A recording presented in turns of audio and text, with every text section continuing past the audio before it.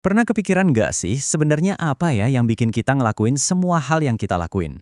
Hari ini kita bakal bongkar sebuah kerangka berpikir yang keren banget buat jawab pertahuan itu. Sadar, tabah, dan sabar. Anggap aja ini peta buat menjelajahi dan menguasai dunia batin kita sendiri. Oke, jadi begini alurnya. Kita mulai dari prinsip paling dasar yang jadi mesin penggerak kita semua. Terus, kita bakal petain tuh, ada apa aja sih di dalam diri kita? Baru kita masuk ke 3 langkah kuncinya. Sadar, tabah, sabar. Biar kebayang, kita lihat contohnya di kehidupan nyata, dan terakhir, kita bakal ngerti sebenarnya tujuan akhir dari semua ini tuh apa. Baik, mari kita mulai dari yang paling fundamental ya. Ada satu prinsip yang super simple, tapi ini adalah inti dari hampir semua hal yang kita lakukan. Sebetulnya, setiap keputusan kita, mau itu kecil kayak milih sarapan, atau besar kayak milih kerjaan, semuanya itu berakar pada satu dorongan dasar yang sama persis. Jawabannya sesederhana ini. Kita sebagai manusia selalu bergerak karena 2 hal. 1, buat ngejar sesuatu yang kita anggap nikmat. 2, buat ngindarin sesuatu yang kita anggap sakit atau pedih.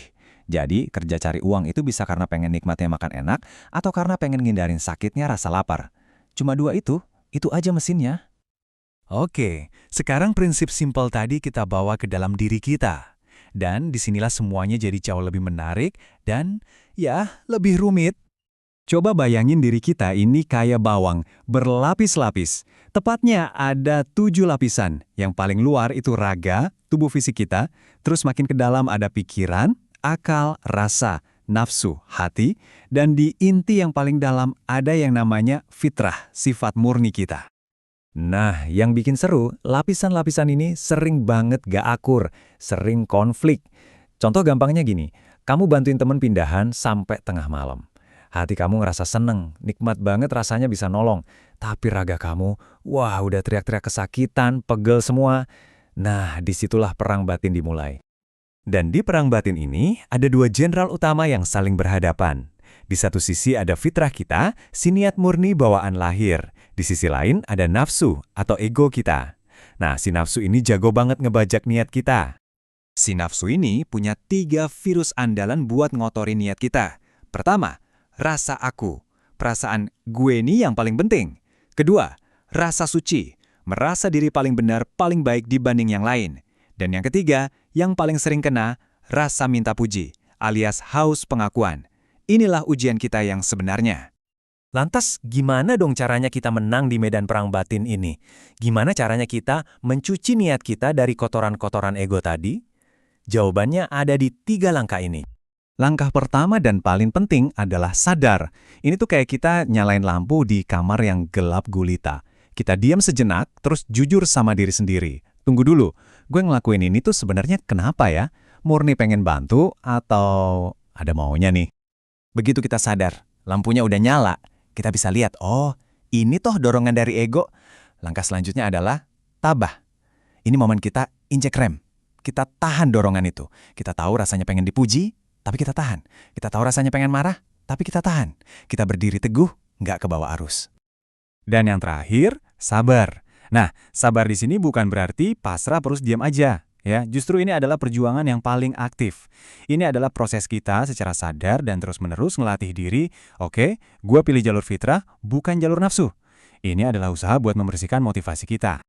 Jadi kuncinya ada di urutan ini ya, nggak bisa dibolak-balik. Ini adalah sebuah proses yang runut.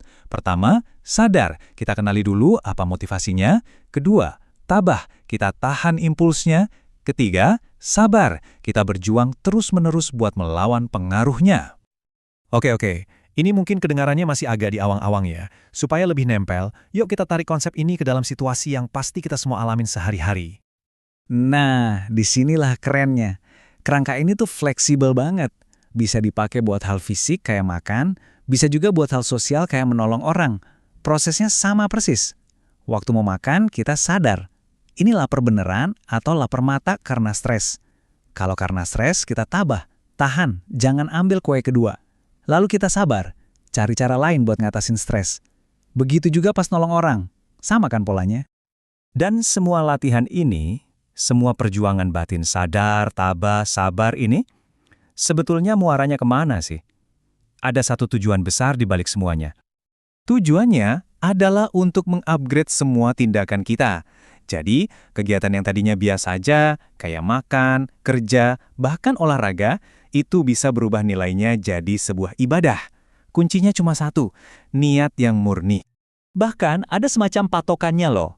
Sebuah tindakan itu baru bisa dianggap sebagai ibadah yang sejati kalau niat dibaliknya itu minimal 75% murni.